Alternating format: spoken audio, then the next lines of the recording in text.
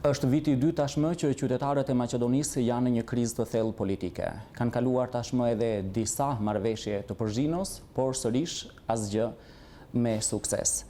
Por për të folur për punën e partive politike, ne sot do të kemi një intervistë ekskluzive me ambasadorin e ri të Bashkimit Evropian, Samuel Zhbogar.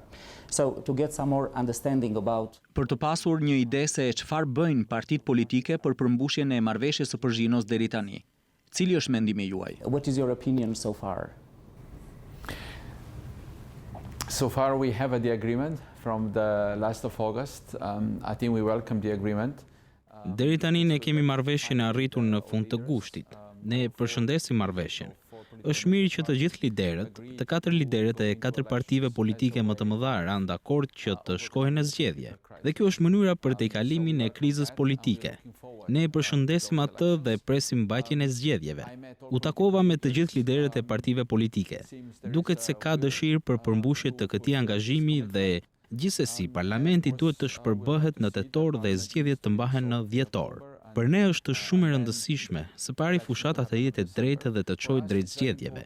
Zgjedhjet të jenë të besueshme dhe do të mbikëqyren, shpresojmë nga OSBE, dhe dikush që është kompetent për dhënien e një vlerësimi për mbajtjen e zgjedhjeve. Dhe për ne është e rëndësishme që pas zgjedhjeve, sepse ne nuk do të ndalojmë atje. Qeveria e re duhet të vazhdojë me reformat që duhet të përmbushen. Reformat që kanë përparësi. Duhet të mbështetet prokuroria speciale, të finalizohet puna e saj si dhe reforma të tjera për integrim në Bashkimin Evropian. Këto janë pritjet tona nga zgjedhjet dhe deri tani kam marrë konfirmim nga liderët se ata punojnë në atë drejtim. So far I'm getting this feedback from leaders that they are on track. Yeah, but taking in consideration duke marrë në konsiderat, të themi, pengesat deri tani, a mendoni se qeveria e dy teknike tani është në gjendje ose do të jetë në gjendje të garantojë një proces të drejtë? To guarantee a fair process. Well, the four leaders committed themselves to the fair process. They committed themselves. Të katër liderët u angazhuan për një proces të drejtë. Ata u angazhuan, por jo vetëm që u angazhuan, por ata arritën edhe disa masa si për mediat dhe pastrimin e listës së zgjedhësve. Dhe ka disa kushte të caktuara që duhet të mundësojnë mbajtjen e zgjedhjeve. Por gjithmonë arrihet te dëshirat politike dhe liderët politik duhet të përmbushin ato për të cilat u angazhuan. Dhe deri tani, siç edhe thash, unë shoh angazhim të tyre dhe qeveria duhet të jetë në gjendje së bashku me Komisionin Zgjedhor të përgatisin zgjedhjet. And the State Electoral Commission, of course, should be able to carry out the elections. There is one important issue. Ka një çështje të rëndësishme që gjithnjë ka qenë në rrezik këto 2 vitet e fundit. Prokuroria Speciale Publike. Gjykata kushtetuese duhet të shprehet në lidhje me të. A mendoni se puna e prokurorisë speciale do të vazhdojë? The special prosecutor work will continue. Well, for us, special prosecutor office is very important. Për ne, prokuroria speciale është institucion i rëndësishëm, madje mund të themi se është elementi thelbësor i marrëveshjes politike, marrëveshjes së arritur për zgjidhjen e krizës politike. Ky është elementi thelbësor për të arritur në zgjedhjet dhe përmbushje të masave të tjera. Për ne është shumë e rëndësishme që prokuroria speciale të jetë në gjendje të vazhdojë me punën e saj dhe të përfundojë punën e saj. Të gjithë liderët politik u angazhuan për të mbështetur prokurorinë speciale. To support special prosecutor. But they committed themselves. Ata u angazhuan edhe herën e parë. Kjo është hera e dytë. Për shembull, po nëse gjykata kushtetuese të themi do e vendos në pikpyetje punën e prokurorisë speciale. Let's say to question his job again. I don't want to go into the speculation what will the court do because we also don't want to interfere. Nuk dua të spekuloj me atë se çdo të bëjë gjykata dhe nuk dua të ndërhyjm, por cilido qoftë skenari, prokuroria speciale duhet të vazhdojë me punën e saj. Ne do vazhdojmë të japim mbështetjen tonë dhe do të bëjmë thirrje liderëve të japin mbështetjen e tyre. And we will also call on leaders to continue to provide their support. After the presidential pardons and pas faljes presidenciale dhe gjithçkaje që ndodhi së fundi në Maqedoni, Bashkimi Evropian vendosi të tërhiqte paratë e fondeve IPA. A mund të na jepni një përkufizim? A ishte thjesht një tërheqje apo një akt i pastër sankcionimi ndaj Maqedonisë? Withdraw or a pure act of sanctioning Macedonia? You know, we are providing IPA funds because you're Ne ndajmë fonde IPA sepse ju jeni një shtet në integrim, sepse ju jeni shtet kandidat dhe do t'i bashkoheni Bashkimit Evropian dhe duam që u ndihmojmë në përgatitjet gjatë asaj rruge. Kjo është arsyeja pse ju ndajmë fondet IPA. Prandaj shërbejnë ato. Për fondet IPA duhet të ndiqen disa rregulla të caktuara dhe fondet IPA duhet të ndjekin disa reforma të caktuara. Dhe me që kjo nuk po ndodhte këtu, prandaj fondet të caktuara u tërhoqën. Në të kaluarën, ka pasur fonde që nuk janë shfrytëzuar nga fondet të disponueshme dhe çdo fond apo para janë të lidhura me disa ndryshime, reforma, për këtë arsye ne japim fonde. Ju gradualisht e ndryshoni sistemin për të qenë më afër Bashkimit Evropian. Nëse ato ndryshime nuk ndodhin, atëherë nuk ka kuptim që ne të ndajmë fonde. Dhe kjo ndodhi. Mendoj se është e nevojshme, ndoshta nga qeveria e re të monitorojë më nga afër se si janë administruar dhe shpenzuar fondet IPA dhe si mund të përmirësojnë këtë e të shfrytëzojnë më shumë fonde të disponueshme.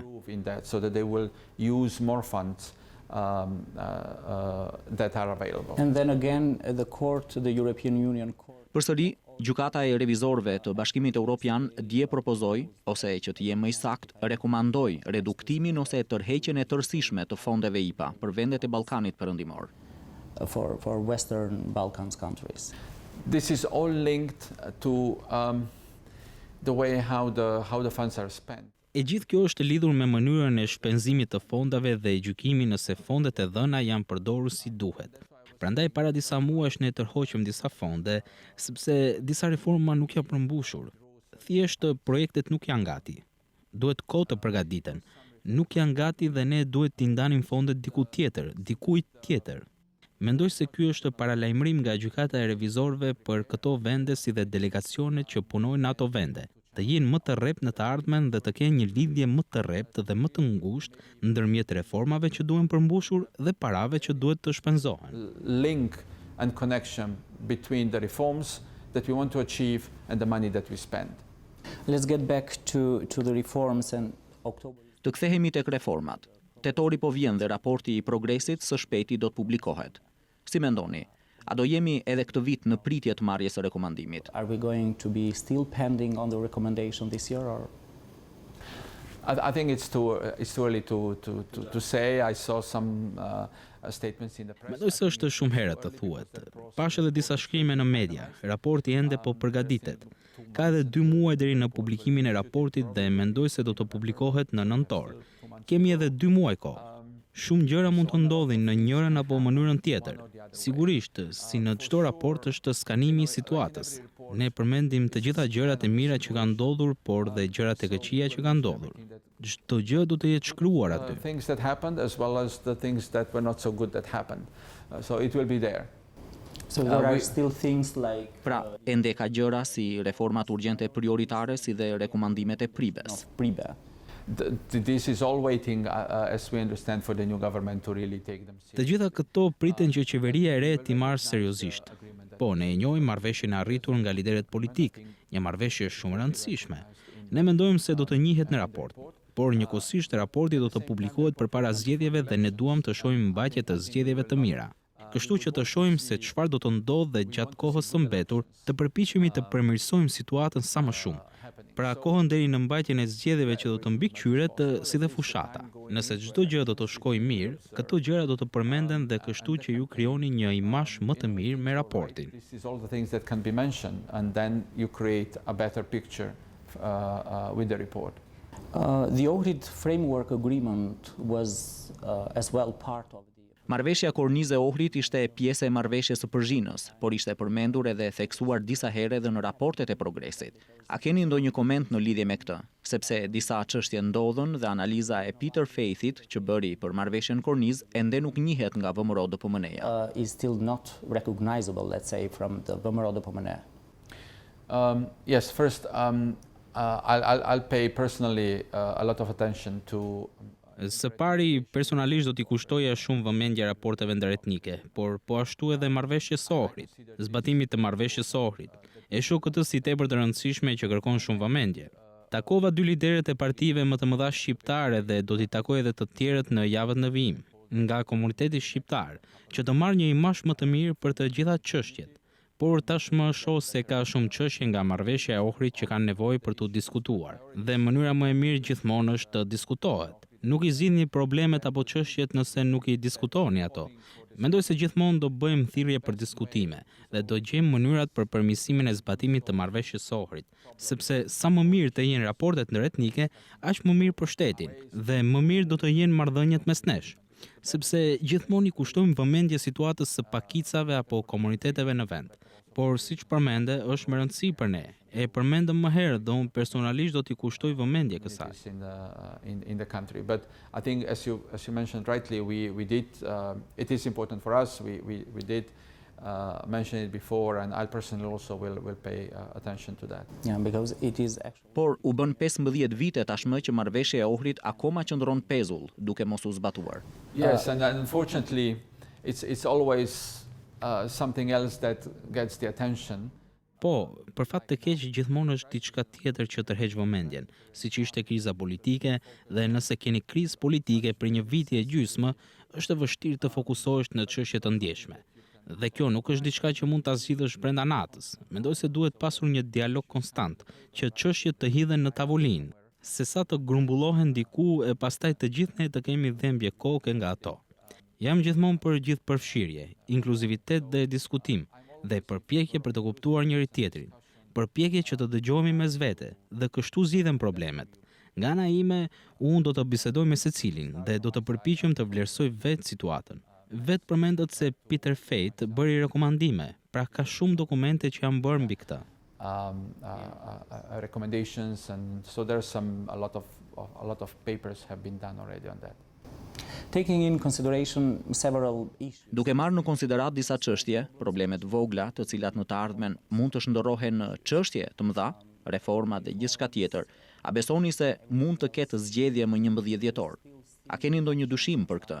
Ku e shihni Maqedoninë pas 11 dhjetorit? Have any, let's say, doubt about that? Where do you see Macedonia after December 11? Well, I understand. I've been in the country really very short time. E kuptoj, këtu jam për një kohë të shkurtër. Duhet të jemi kujdesshëm gjatë dhënies së mendimit, por e kuptoj se zgjedhjet u anuluan 2 herë. Njerëzit duken skeptik edhe për këtë herë. Por do të thosha se kemi marrëveshje. Të gjithë liderët politik u pajtuan se gjithçka u zbatua që u desh të zbatohet për zgjedhjet. Në bisedime me ato, ndjej se të gjithë duan të shkojnë në zgjedhje. Por kjo është ajo që unë shoh. Ne shpresojmë kështu. Fokusi ynë në fillim është të kemi zgjedhje të mira, sepse shumë çka varet nga zgjedhjet e mira brenda shtetit dhe po ashtu në marrëdhëniet me ne. Ku i shoh raportet tona pastaj? Shiko, sot Jean-Claude Juncker mbajti një fjalim në Parlamentin Evropian. Ai prezantoi aty 3 prioritete për Bashkimin Evropian në 12 muajt e ardhshëm. Këtu përmblidhen vlerat europiane dhe Europën siç është, mbrojtjen dhe ruajtjen e BE-s dhe t'i fuqizojmë qytetarët europian. Do të thosha se prioritetet e njëjta vlen edhe për qeverinë tuaj po ashtu. Dhe mendoj se kur këto 3 prioritete përmbushen, në fakt mund të krijojmë një partneritet të fortë. Ne kemi bashkëpunuar shumë mirë në çështjen e migrimit, që është në pjesën e mbrojtjes dhe ruajtjes, dhe mendoj se qeveria e re duhet të reflektojë mbi atë, pasi këto janë prioritetet më të mëdha për muajt në vijim, të reflektojmë mbi atë se si mund të bashkëpunojmë në ato 3 çështje, për qytetarët, gjithkund, këtu dhe atje, këtu dhe në BE. Pra kështu i shoh çështjet pas dhjetorit. That's where I see. But then again, I want to insist on that because we still have problems with the amended electoral roll. Dua të këmbgul në këtë çështje sepse kemi akoma probleme me listën zgjedhore që u rinovua, ku mbi 30.000 persona u hoqën nga lista e votuesve. Ndërkohë, partitë jashtëparlamentare shqiptare si BESA, LR-PDSH-ja e të tjerë mund të mos i pranojnë rezultatet, për shembull. Mund të supozojmë kështu, pasi disa parti ose individ e adresuan çështjen në gjykatën kushtetuese. Kjo është e para. Dhe në fundit, mendojmë se duam zgjedhje të besueshme. A mendoni se kështu do të kemi atë besueshmëri që synojmë? Credible elections, do you think that we still have the same credibility? Well, I'm not saying that after elections everything will be perfect and everything will be solved. Nuk do them se pas zgjedhjeve çdo gjë do të jetë e përkryer dhe se gjithçka do të zgjidhet, por them se zgjedhjet do të jenë mundësi për të filluar zgjidhjen e problemeve. Dhe sigurisht e kuptoj, Lexova mbi çështjen e 30.000 personave që janë hequr nga lista e votuesve dhe ky problem është diskutuar mes liderëve. Ky doli si problem në listën e votuesve në zgjedhjet e kaluara dhe vendimi që u mor është ai që kemi tani. Do të thosha se lista e votuesve nuk është diçka që e bën një herë për gjithmonë, është një dokument i gjallë dhe do vazhdoj të ndryshojë dhe vazhdon të ndryshojë. Mendoj se cili ka të drejtë në gjykatën kushtetuese për atë që thon, por shpresoj pavarësisht kësaj se partitë politike ose individët do të marrin pjesë në zgjedhje, sepse siç thash më parë, besoj në pjesëmarrje dhe gjithëpërfshirje, inkluzivitet, sesa të mbeten jashtë zgjedhjeve. Nga brenda mund të ndryshojnë gjërat. Nëse mendon se ndryshimet nuk janë të mira, eja brenda dhe përpiqu të ndryshosh ato nga brenda. Kjo është ajo që do thosha. Ne kemi një vendim dhe mendoj se duhet tani të vazhdojmë më tej. Mendoj se lista e votuesve në mënyrë konstante është në ndryshim. We have decision and now I think we should move on. At the same time, I think that voters list is constantly under evaluation. And then what, for example, if political representatives... Dhe çfarë nëse përfaqësuesit politik që janë përmendur, ndoshta vënë edhe në shenjestër të akuzave nga prokuroria speciale, sërish do të gjende në listën e kandidatëve për deputet.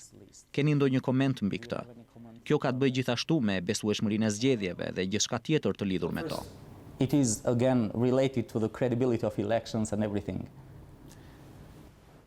Well, it's first, of course, everybody is equal in front of the law. Ju e dini se secili është i barabartë para ligjit. Ne nuk bëjmë dallime. Secili duhet t'i përgjigjet ligjit dhe këtë ja lëm gjyqësorit dhe prokurorisë speciale. Por njëkohësisht ka një vlerë tjetër, ajo se secili është i pafajshëm derisa nuk dëshmohet fajësia. Pra ne nuk mund të kërkojmë apo të bëjmë presion që dikush të tërhiqet nga lista derisa nuk dëshmohet fajësia. Mendoj se votuesit e kanë fjalën e fundit dhe ata do të vendosin. Ato jetojnë këtu, vetë e shohin dhe do të marrin vendime. Votuesit gjithmonë kanë të drejtë, sepse jetojnë me vendimet e tyre dhe mendoj se ju përket atyre të gjykojnë. And I think it will be for them to judge. How do you find the media position in Macedonia, the ad hoc? Si e vlerësoni pozitën e mediave në Maqedoni? Komisioni ad hoc në fakt doli nga marrëveshja e Përzhinos dhe mori aq shumë kohë që të konstituohej dhe të vazhdonte me punën e tij. Dhe sërish ka shumë punë për të bërë gjatë fushatës. Mendoni se do të kemi një ambient të qëndrueshëm dhe të balancuar në media? Environment in the media? We have been very critical about media situation. Kemi qenë shumë kritik për gjendjen e mediave në çdo raport progresi që nga viti i kaluar dhe prandaj kjo ishte pjesë e marrëveshjes së Përzhinës. Kishte një ndjesi dhe përshtypje që dëshmon se jo të gjithë kanë qasje të barabartë në media. Prandaj kishte marrëveshje për komisionin ad hoc, i cili duhet të monitorojë.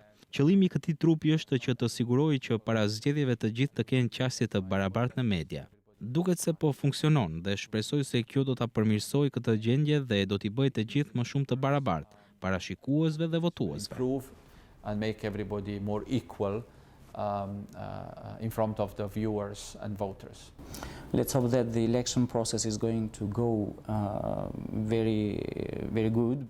Të shpresojmë që zgjedhjet do të shkojnë mirë. Pyetja ime e fundit është, a mendoni se pas 11 dhjetorit, çështja e emrit do të ketë një nxitje të re, pas të cilës vendi do të vazhdojë të prosperojë drejt proceseve integruese?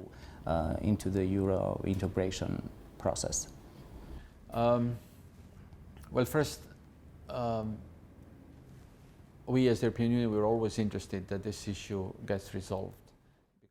Ne si BE kemi qenë gjithmonë të interesuar që kjo çështje të zgjidhet, sepse do të donim t'i përmirësonim raportet tona. Komisioni për disa vite doli me rekomandime. Nuk është vetëm çështja e emrit, por ka edhe çështje të tjera që kanë parandaluar përmirësimin e raporteve. Një çështje është emri, por është edhe çështja tjetër e sundimit të ligjit dhe reformat e duhura. Në sundimin e ligjit ne kemi parë disa ngecje. Në çështjen e kësaj të fundit shpresojmë që qeveria e re do të angazhohet me intensitet ndaj reformave, duke vazhduar në mbështetjen e prokurorisë speciale, por edhe në angazhimin rreth reformave nga raporti i Pribes dhe nga reformat prioritare. Kjo është njëra nga çështjet. Tjetra është rreth çështjes së emrit. Ne gjithmonë kemi biseduar me të dyja palët. I kemi mbështetur të dyja palët të gjejnë mënyrën si të ecin përpara dhe të shohim se dy ministrat e jashtëm janë të angazhuar në të ashtu quajturat masa të ndërtimit të besimit. Gjë që vlerësoj si shumë të vlefshme, pozitive, rekomanduese, gjë që i afron njerëzit, ata të komunitetit të biznesit. Sa më shumë lidhje ke, aq më lehti zgjidh çështjet e hapura. Pra nëse çështjet ecin siç duhet, edhe pse ka shumë çështje që duhet të shkojnë mirë, fushata elektorale, zgjedhjet, ajo paszgjedhore, qeveria e re dhe reformat që do të inicohen. Shpresoj pastaj se do kemi një moment kur do të mund të lëvizim me agjendën tonë përpara. And the reforms that they will engage, then I hope that we will have a momentum that we can move also in our agenda forward. Mr. Ambassador, thank you so much. Zoti ambasador, ju faleminderit shumë. Thank you.